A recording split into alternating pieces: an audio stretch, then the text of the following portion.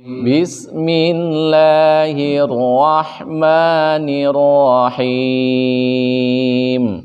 Bismillahirrahmanirrahim. Tabbat yada abi lahabin wa tab. Tabbat yada abi lahabin wa tab. Ma aghna anhu maluhu wa ma kasab. Ma aghna anhu maluhu wa ma kasab. Sayasla naran zata lahab. Sayasla naran zata lahab. Wa imra'atuhu hammalatal hatab. Wa imra'atuhu hammalatal hatab. Fi jidha hablum mim masad. Fi jidha hablum mim masad. Sadaqallahul azim.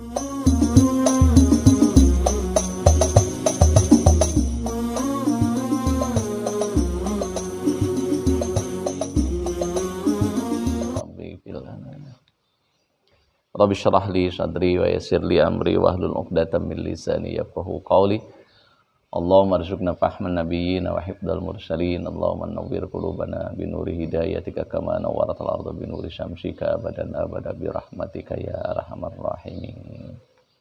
Mari kita perbincangkan tarjamah dari surah Al-Lahab, ya. Surah Al-Lahab ini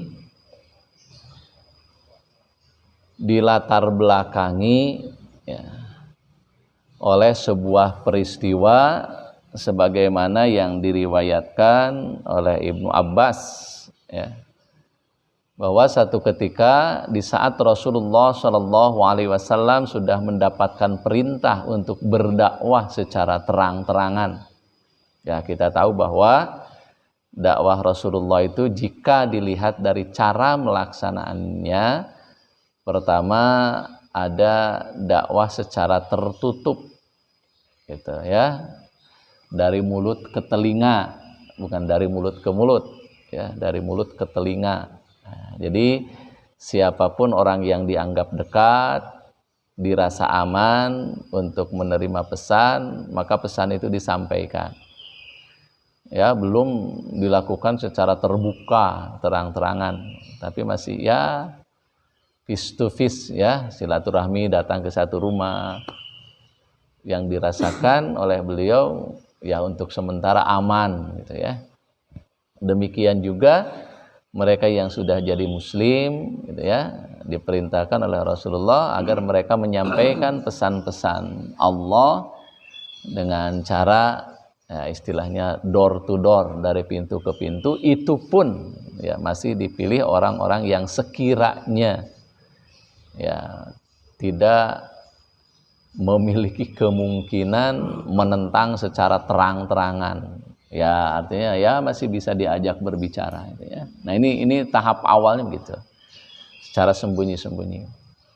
Kemudian setelah beberapa waktu Allah perintahkan agar ya Rasulullah berdakwah secara terang-terangan, dan tahap pertama beliau berdakwah kepada kaumnya sendiri, suku Quraisy, ya. Konon katanya beliau pernah mengumpulkan, ya, keluarganya, ya, suku Quraisy, ya, di salah satu bukit yang berada di sekitar Masjidil Haram, ya, yaitu Bukit Sofa, ya.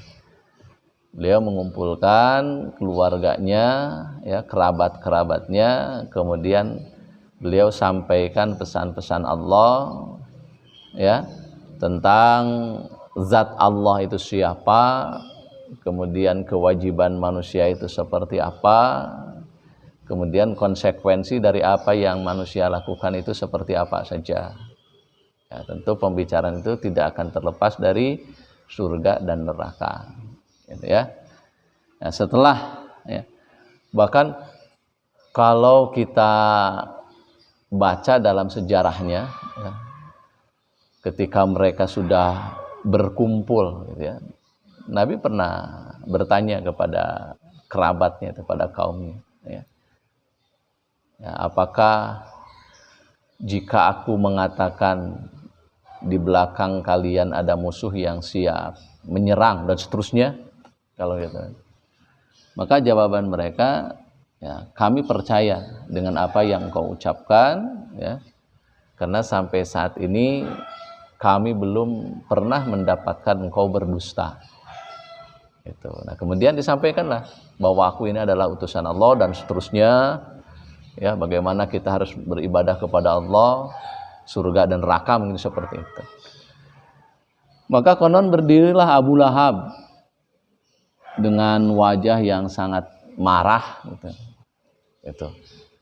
Tabban laka ya Muhammad alihada an tajma'ana. Nah, dia pernah mengatakan seperti itu. Celaka engkau wahai Muhammad. Apakah, ya ini mungkin agak didramatisir, hanya untuk omong kosong itu kamu mengumpulkan kami semua. Gitu ya. Nah, ini kalau dikaitkan dengan ayat di dalam surah Al-Baqarah, ya, wa idza qila lahum aminu kama amanas sufaha. Ya, apabila dikatakan kepada qalu anu'minu kama amanas sufaha, ya, wa idza qila lahum aminu kama amanan nas, qalu anu'minu kama amanas sufaha, gitu ya. Jika dikatakan kepada mereka, berimanlah kalian seperti telah berimannya manusia, ya, tentu saja yang dimaksud adalah Rasulullah dan para sahabatnya.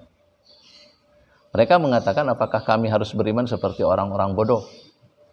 Nah, mungkin ada keterkaitannya, ya, tanggapan kaum kufar musyrikin Quraisy pada saat itu ketika mereka mendengarkan dakwah Nabi, ya, bercerita tentang Allah, bercerita tentang surga, neraka, dan apa yang mereka lakukan, itu dianggap sebagai ucapan-ucapan yang bodoh, gitu.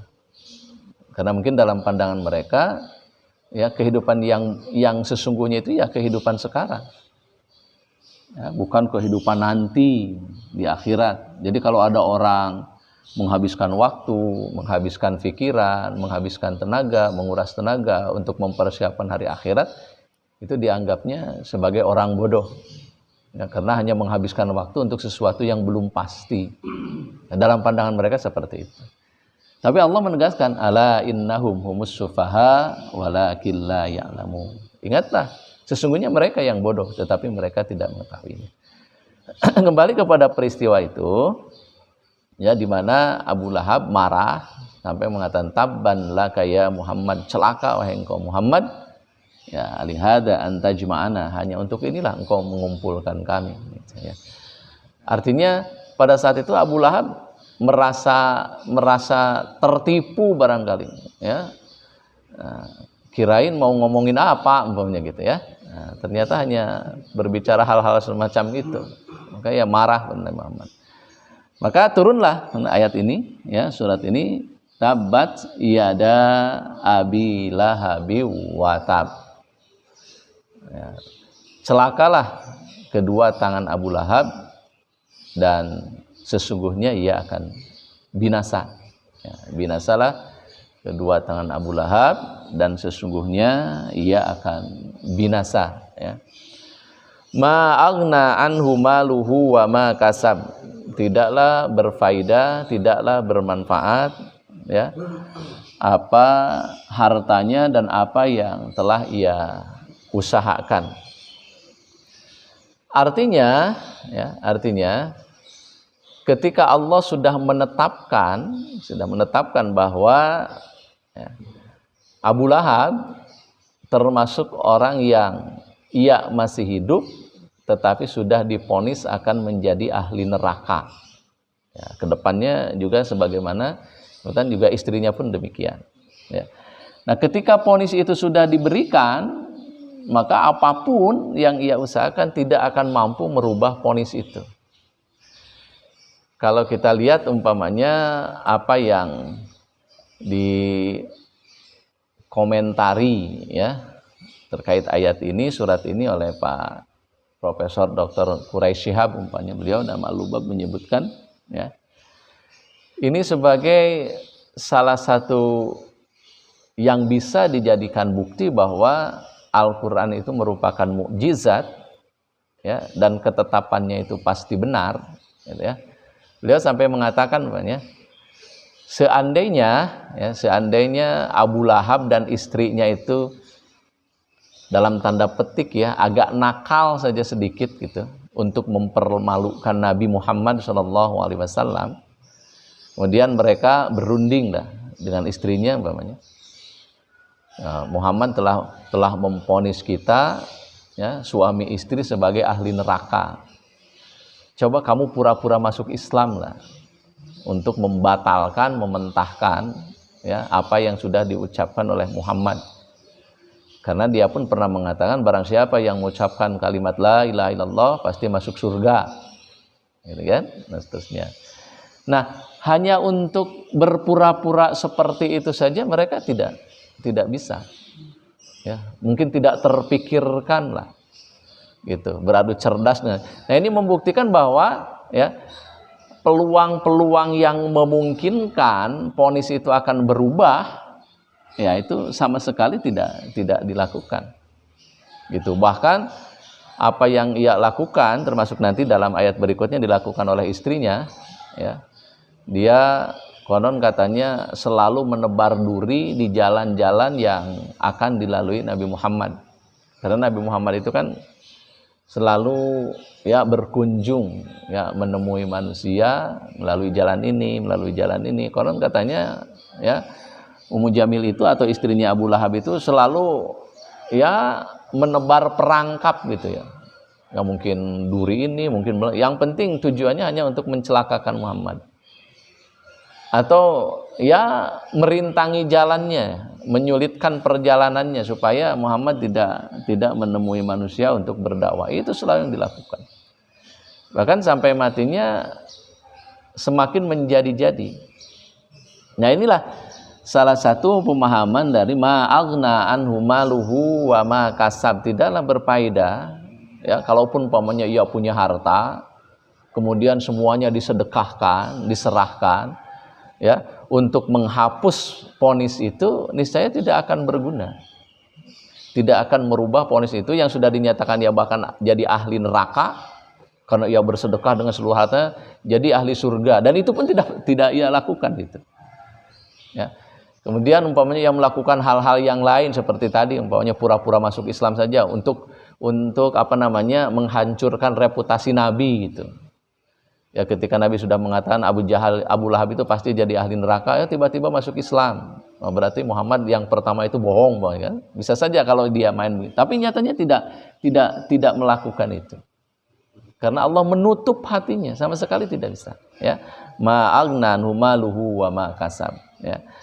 Sayasla naron zata lahab. Nah, ini vonisnya. Kelak dia akan masuk ke dalam api yang bergejolak. Ya, masuk ke dalam neraka. Itu. Ini orangnya masih hidup dulu ya ketika ini. Tapi ya sudah dipastikan jadi ahli neraka. Gitu. Ini orangnya masih hidup. Gitu. Ya kalau ia percaya ya minimal ya minta maaf kepada Nabi, mohon ampun gitu ya. Itu minta didoakan agar Allah mencabut vonisnya itu, tetapi ia pun tidak melakukannya. Gitu. Ya. Ya inilah kerasnya hati ya, makanya di dalam surah Al-Baqarah pun dikatakan fa inna hiya kal hijarah aw asyaddu qaswah gitu kan. Ya, karena sesungguhnya hati itu bisa lebih keras daripada batu. Ya, wa inna minha lamma yatafajjaru minul anhar. Ya, kadang-kadang kalau dari batu sekeras-kerasnya batu, kadang-kadang ya dari pecahan-pecahan batu itu mengalirkan air. Ya, kadang-kadang ada yang pecah. karena takut kepada Allah. Nah, sementara hati manusia kalau sudah kesat gitu, kalau sudah keras ya lebih keras daripada batu, ya. Wamra'atuhu hammalatal hatab, demikian juga istrinya pembawa kayu bakar, ya. Fi jidha hablum mim masad, yang di lehernya ada tali dari sabut, ya. Kita bisa bayangkan, ya, hukumannya sudah tergambar dengan jelas apa yang akan mereka terima nanti di akhirat, gitu ya. Nah, ini yang paling penting bagi kita, ya, dilihat dari sisi kemukjizatan Al-Qur'an, gitu ya. Nah, kalau vonisnya ya sudah pasti ya, Abu Lahab, Abu Jahal itu ya mereka sudah vonis jadi ahli neraka. Bahkan ada sebagian ulama yang mengelompokkan, gitu ya, yang mengelompokkan keluarga. Ada keluarga itu dari dunia sampai di surga utuh, ya, seperti keluarga Rasulullah Shallallahu Alaihi Wasallam, gitu ya. Di dunianya sampai di surganya utuh, gitu, tetap berkumpul. Ya, kemudian ada keluarga yang konon katanya di dunianya berkumpul tapi di akhiratnya terpisah, seperti keluarga Fir'aun dan Asia, ya. Nah, Fir'aunnya di neraka, Asianya di surga. Nah, ini ada yang rukun kumpul di dunia, kumpul di neraka juga kumpul, gitu ya.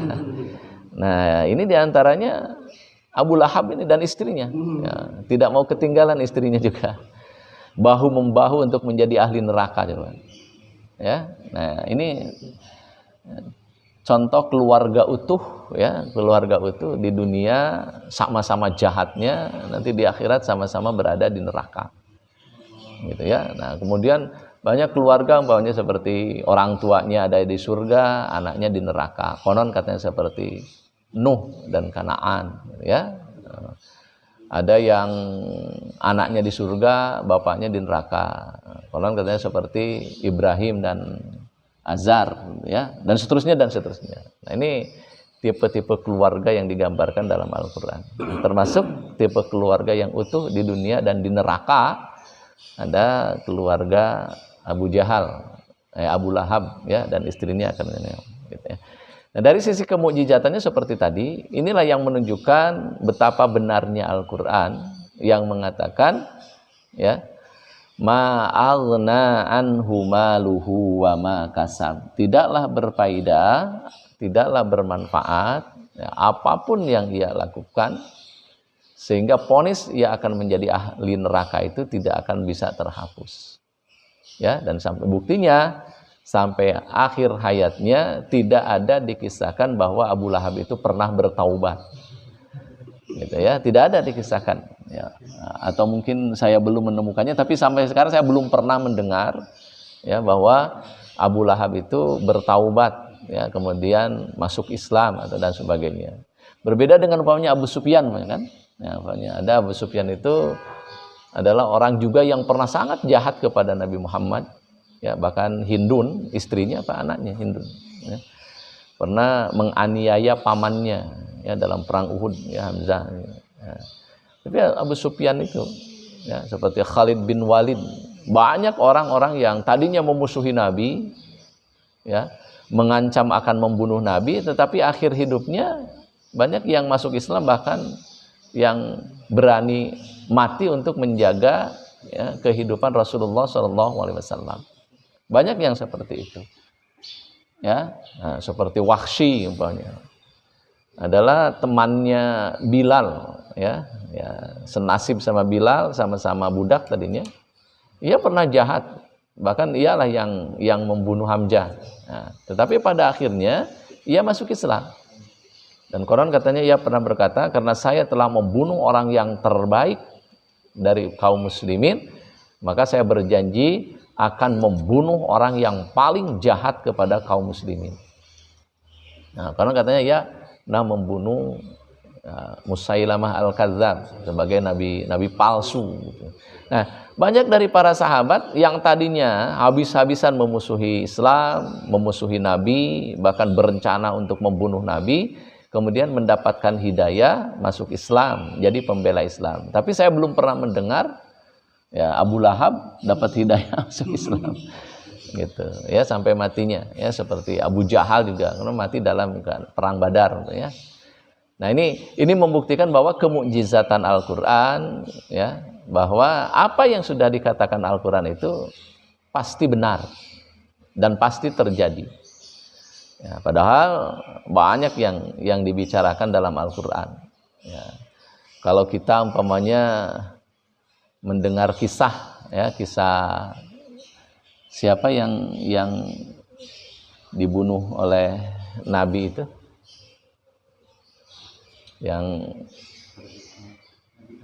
bukan yang sering dibaca ilham itu ya. Siapa itu ya?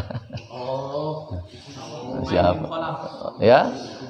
Ubay bin Khalaf ya, salah seorang yang sedemikian percaya dengan ucapan Rasulullah Shallallahu Alaihi Wasallam, gitu kan? Apa yang diucapkan Rasulullah itu pasti terjadi karena Rasulullah itu.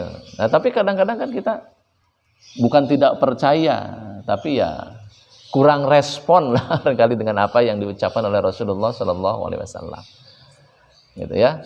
Terkait umpamanya yang langsung dari Al-Quran umpamanya, wa may yattaqillaha yaj'al lahu makhraja ya wa yarzuqhu min haitsu la yahtasib ya. Gitu ya. Barang siapa yang bertakwa kepada Allah, maka akan diberikan jalan keluar dan diberikan rezeki dari sumber yang tidak terduga. Ya, kadang-kadang ketika kita memiliki masalah tidak terlalu yakin dengan ayat itu, sehingga kita harus mencari solusi yang lain, gitu kan? Gitu. Tidak mencari solusi yang lain. Padahal solusinya sudah ada. Perbaikilah ketaatan, perbaikilah ketakwaan. Niscaya Allah akan berikan jalan keluar. Ya, tetapi kan kadang-kadang kita merasa lebih bisa gitu ya, kemudian mencari solusi sendiri yang pada akhirnya tidak selesai. Gitu ya, malah nambah. Padahal Allah sudah. Nah, seperti umpamanya ketika kita berbicara kullu nafsin dha'iqatul maut, kita yakin betul ya, kullu nafsin dha'iqatul maut, bahwa setiap yang bernyawa pasti akan mati. Yakin karena kita lihat. Tetapi ketika wabtaghi fi ma ataqallahu daral akhirah wala tansa nasibaka minad dunya, bersegeralah menjemput kebahagiaan akhirat dengan tidak melupakan dunia. Kita masih terbalik. Ya, lebih mendahulukan dunia ketimbang akhirat. Padahal Al-Qur'an menyebutnya dahulukan akhirat. Itu. Nah, kemudian dengan tidak melupakan nasib di dunia. Nah, ini jadi apa yang disampaikan oleh Rasulullah, baik yang bersumber dari Al-Quran atau dari sabda beliau sendiri, gitu ya. Kadang-kadang kita kalau dikatakan tidak percaya, ya kita percaya. Makanya kita sudah mengelompokkan diri sebagai orang-orang yang beriman. Tetapi kadang-kadang responnya tidak memberikan respon yang semestinya. Oleh karena itu kadang-kadang kita khawatir, sebagaimana yang diisyaratkan oleh Al-Quran, wa minan nasi may yaqulu amanna billahi wa bil yaumil akhir wa ma hum bimu'minin. Ada sekelompok orang, mereka yang berkata kami beriman kepada Allah, kami beriman kepada hari akhir, padahal sejatinya mereka adalah orang-orang yang tidak beriman, gitu. Karena pengakuannya tidak dibuktikan dengan perbuatannya, tidak selaras dengan perbuatannya. Nah, inilah sekali lagi pelajaran penting bagi kita. Ya, Al-Quran sebagai mukjizat, sebagai firman Allah, maka apa yang disampaikan, informasi-informasi yang ada di dalamnya pasti benarnya. Maka sikap terbaik kita adalah sami'na wa ta'na, mengikuti apa yang menjadi petunjuk-petunjuk Al-Quran. Karena Al-Quran itu tidak mungkin salah, tidak mungkin keliru. Ya. Ikuti ya, dan perlakukan Al-Quran sebagaimana Rasulullah dan para sahabatnya telah memperlakukan Al-Quran. Jika kita memperlakukan yang sama terhadap Al-Quran seperti yang dilakukan oleh Rasulullah dan para sahabatnya, maka hasilnya pun relatif sama atau paling tidaklah mendekatilah dengan apa yang didapatkan oleh Rasulullah dan para sahabatnya. Apakah terkait dengan keduniaan atau terkait dengan akhirat. Zaman sahabat dulu ya, sampai ya dunia ini seakan-akan berada di tangan mereka. Bahkan dunia ini ya 2/3 dunia dikuasai oleh mereka. Ya, ketika mereka memperlakukan Al-Quran dengan sebagaimana mestinya. Mestinya kalau kita pun memperlakukan seperti itu terhadap Al-Quran, seperti para sahabat memperlakukan Al-Quran, ya hasilnya relatif sama lah. Ya, relatif sama atau mendekati. Gitu.